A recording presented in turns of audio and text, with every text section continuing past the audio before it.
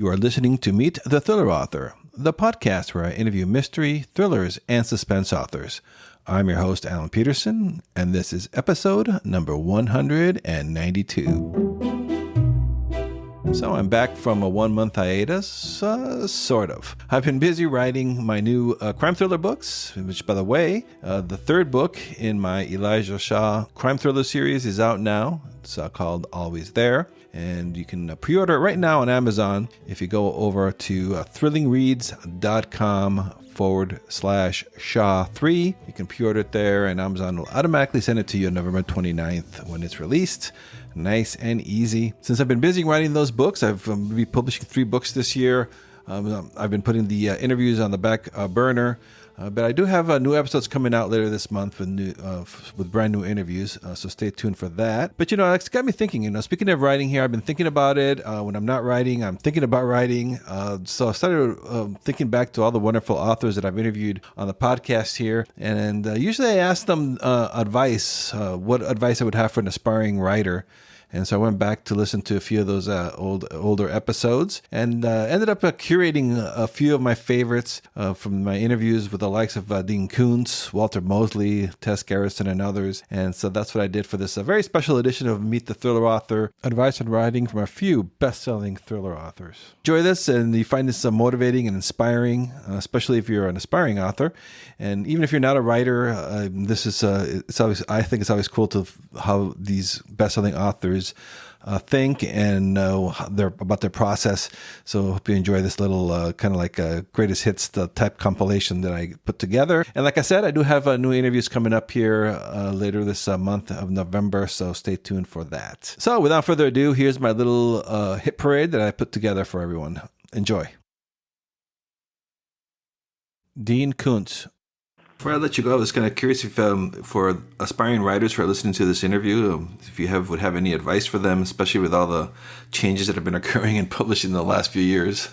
Yeah, it's challenging. It's not as easy to break in as it used to be. You would think it would be because of Kindle and because of the ability to more easily self-publish, and if you've got what it takes, be recognized for that. But in my estimation, publishers have not done a good job, mainstream publishers, of adapting to the new world. They still want to do things in a way they've always been done before, and it's going to take some, for instance, letting the paperback business sort of die on them, I think was their greatest mistake. And then insisting on pricing ebooks at the level of trade paperbacks was another mistake. They should price them at the level of paperbacks because that's the market they're replacing. So all of these things have made it harder on writers to break in, but the opportunities are still there, and it still comes down to the quality of storytelling and the how exciting the idea might be. And I think I've always said this, and I think it's no less true and maybe more so, that somebody looks at a career like mine, for instance, and thinks, oh, what a smooth experience that must have been. But the fact is, I was writing for about 17 years and a lot of books before I ever hit the bestseller list. And then after I hit it, I was not welcomed with open arms by publishers. There were arguments that I've written about this.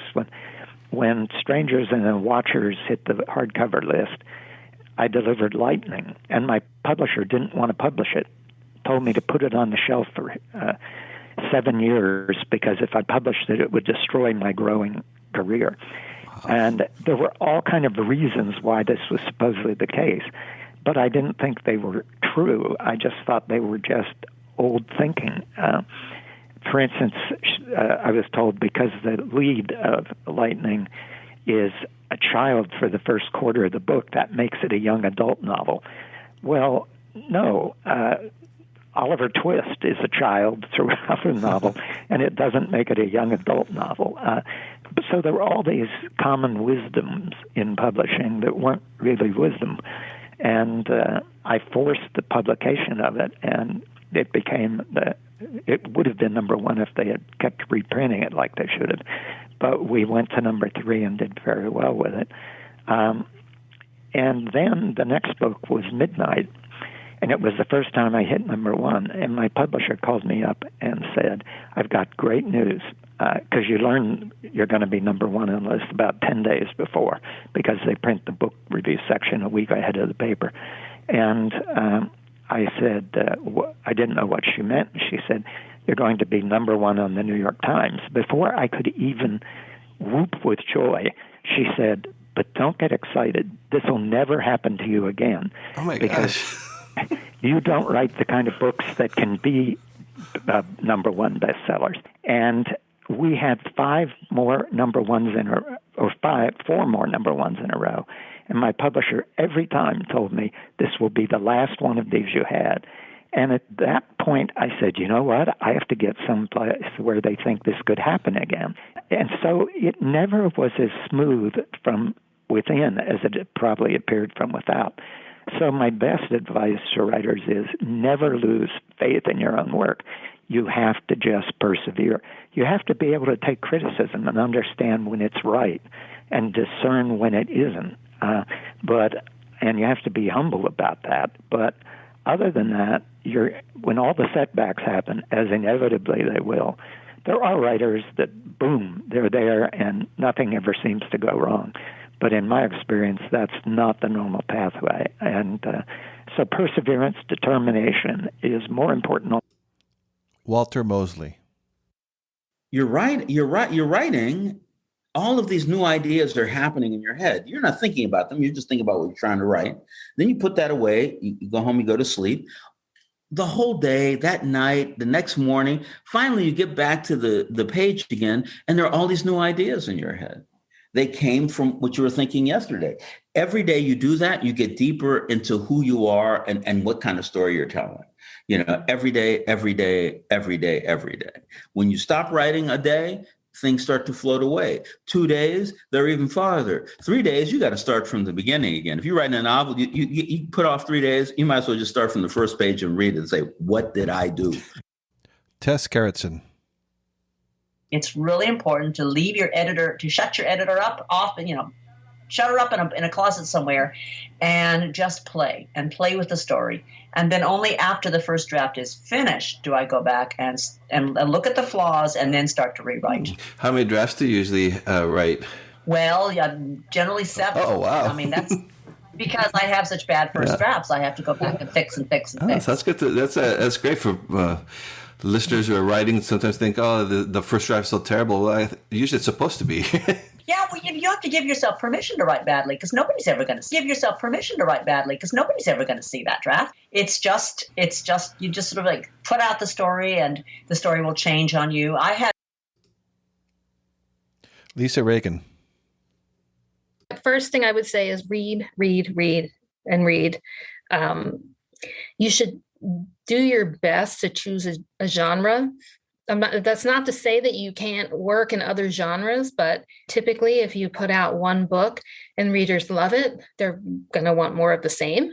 So, and typically publishers, they're looking for, to grow your audience. So it's a lot easier if you have a genre.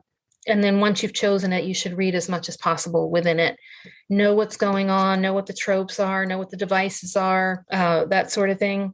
And then I would say write as much as you can. Even if you're not working on a manuscript per se, if you're writing notes, if you're writing emails, if you're writing letters to your congresspeople, whatever. If you're getting your thoughts from your brain onto a page, that is excellent. That is practice. That's going to serve you well. John Land. I would say, but it bears repeating, and that is have fun telling a great story. But the problem with if you do that, you're still going to need an editor. You're still going to have to listen to other people. Publishing is a collaborative effort. Writing, let me put it this way, writing of any kind, especially screenwriting, but publishing also. Writing is a collaborative effort. Publishing is a collaborative effort. It takes a team to be successful. They say in court that a lawyer who defends himself has a fool for a client. A writer who edits his own book or her own book has a lousy book. Because you need objectivity. You need someone else to say. And if you're self-publishing, find the money to pay an editor. Do not self-publish anything that is not edited structurally, schematically, and conceptually, but also line edited. Nothing is worse than typos on every page in a self-published book.